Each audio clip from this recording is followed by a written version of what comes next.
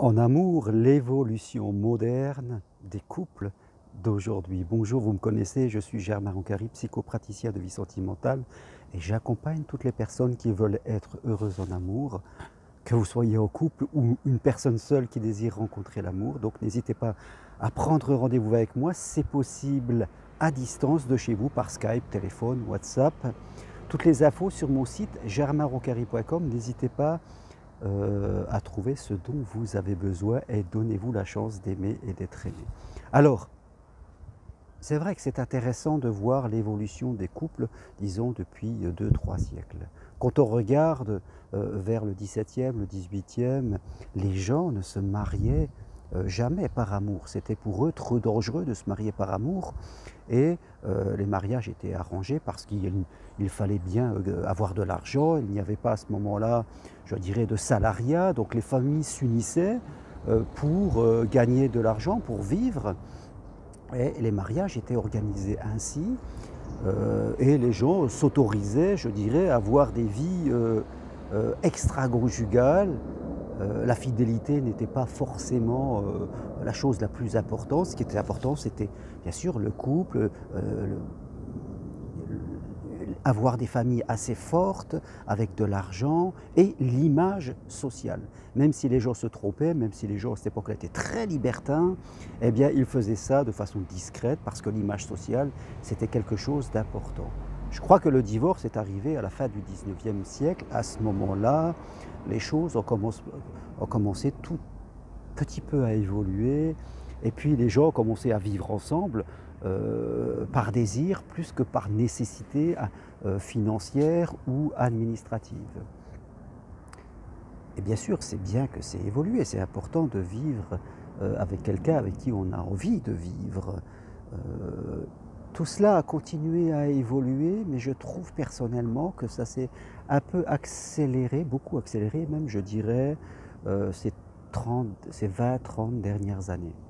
C'est vrai que aussi quand je regarde mes parents qui étaient des années 30, 40, 50 et après, on se mariait parce qu'on avait envie d'être ensemble, mais les gens avaient des valeurs de vie, ils se mettaient ensemble pour construire un couple. Ils se mettaient ensemble pour construire une famille. Donc il y avait des valeurs de fidélité, d'engagement qui étaient très fortes.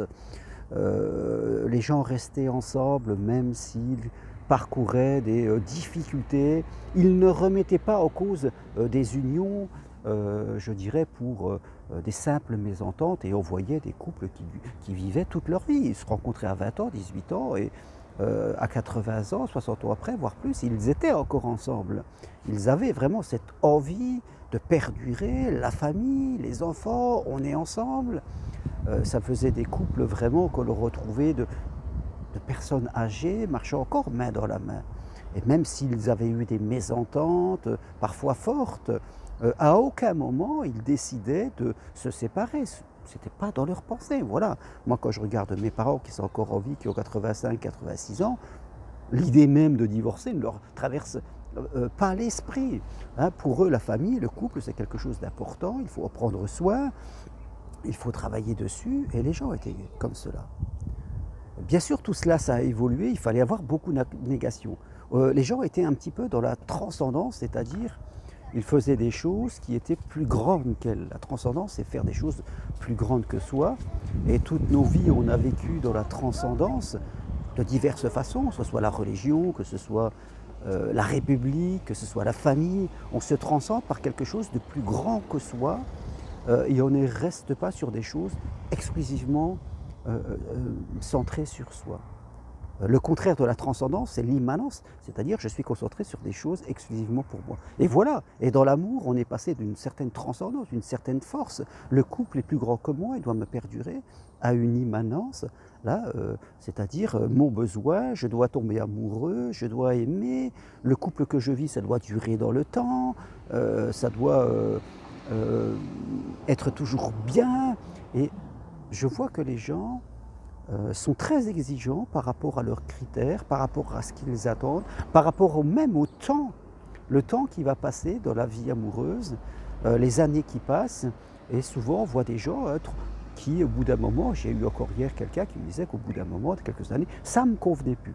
voilà, quelque chose ne va pas, ça ne me convient pas, donc on se quitte. Je recherche autre chose qui me donne de l'adrénaline et qui va durer 10, 20 ans. Et souvent, ça ne marche pas. Souvent, on retombe dans les mêmes errances et on se requitte et puis on se dit que l'amour, ça ne marche pas. Et je crois que en ce moment, nous sommes dans un excès d'égoïsme, dans un manque de transcendance. À vouloir toujours, je dirais, le paradis amoureux imaginaire, on se crée l'enfer, comme on dit.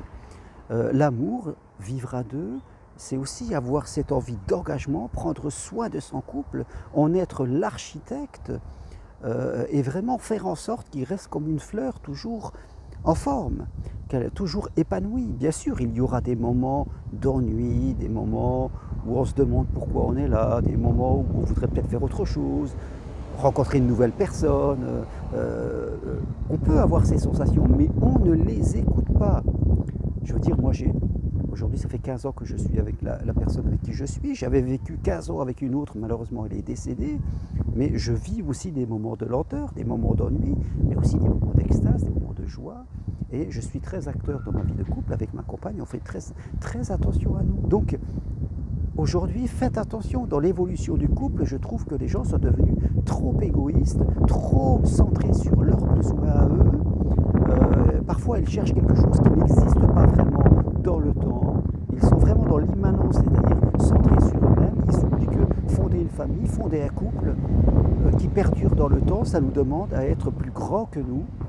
Ça nous demande à résister à la tentation, à résister à l'ennui, à résister des fois à des interprétations qu'on fait que l'on s'ennuie, que ça ne va pas, pour pouvoir perdurer. Parce qu'on peut avoir quelquefois sur un couple de 30 ans, on peut avoir une année où c'est moyen, où on n'est pas très bien, puis après ça va repartir. Mais il faut savoir tenir. Si on lâche tout de suite, c'est sûr qu'on va passer que d'échec en échec. Voilà ce que je voulais partager avec vous aujourd'hui. C'est très important de comprendre cette évolution de la vie à deux pour bien comprendre où est-ce qu'on en est aujourd'hui. Voilà. Merci à vous, je vous dis à très bientôt. Si vous aimez cette vidéo, eh bien appuyez sur j'aime. À bientôt, bye.